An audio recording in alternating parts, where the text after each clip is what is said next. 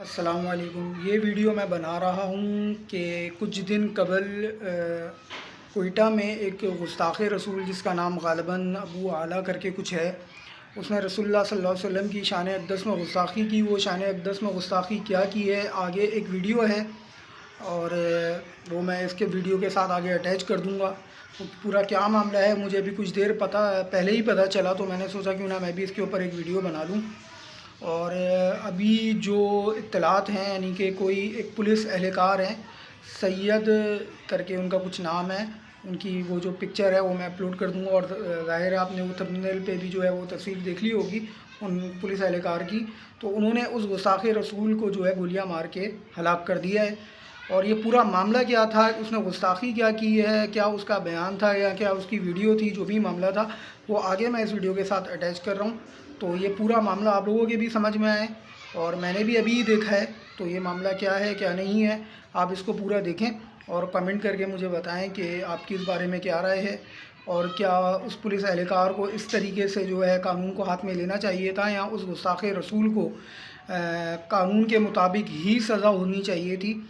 اور ظاہر ہے جب پاکستان کے اندر ایک قانون ہے، اور خصوصاً ختم نبوت صلی اللہ علیہ وسلم کے حوالے سے اور ایک بہترین قانون پاکستان کے اندر موجود ہے، تو میرا نہیں خیال کہ کسی بھی شخص کو اٹھ کر جو ہے قانون کو اس طریقے سے ہاتھ میں لینا چاہیے۔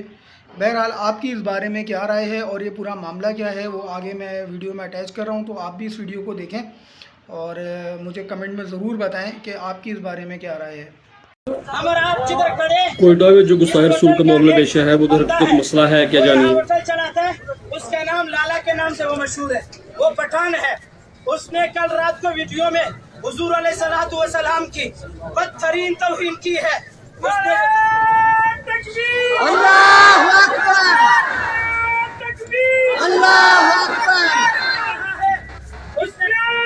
زندہ باد،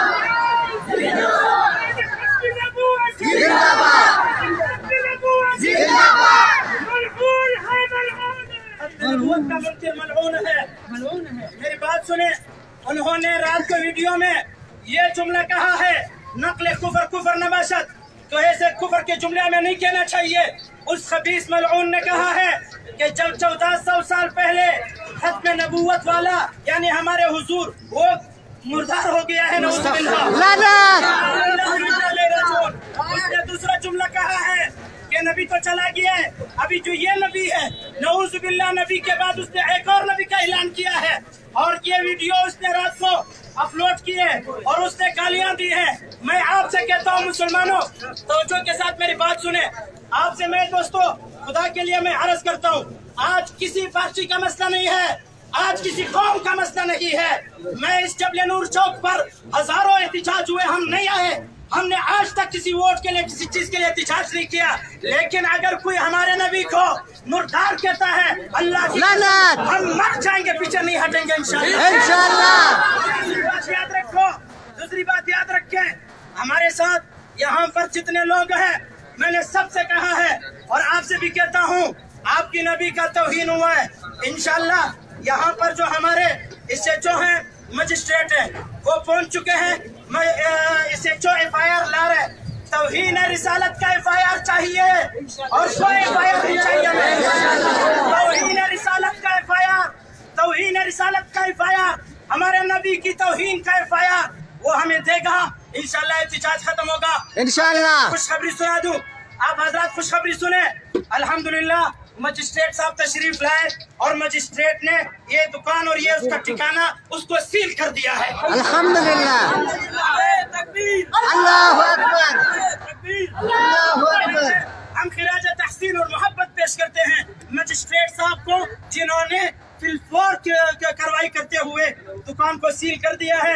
SHO انشاءاللہ FIR لائے گا، آپ ساتھی نے احتجاج کرنا ہے اور امن احتجاج کرنا ہے۔ یہ دکان سب ہمارے بھائیوں کا ہے، یہ روڈ ہمارے ہیں، یہ بچیاں ہمارے ہیں، یہ شہر ہمارا ہے، ہم نے ایک چیز کو نہیں توڑنا ہے، کوئی چیز نہیں توڑنا ہے ہم نے، یہ سب ہمارے بھائیوں کا ہے، یہ سب ہماری جائیداد ہے، یہ دکان سب ہمارے ہیں، یہ روڈ ہمارے ہیں، یہ بجلی لیٹر یہ تمبے سب ہمارے ہیں، لہٰذا ہم نے ان چیزوں کو نہیں توڑنا ہے اور ہم نے کسی چیز کو بھی توڑنا نہیں ہے۔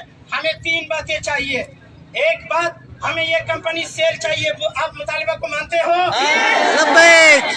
नंबर 2, दूसरा मुतालिबा हमारा ये है कि हमें तौहीन रिसालत का FIR चाहिए। मंजूर है।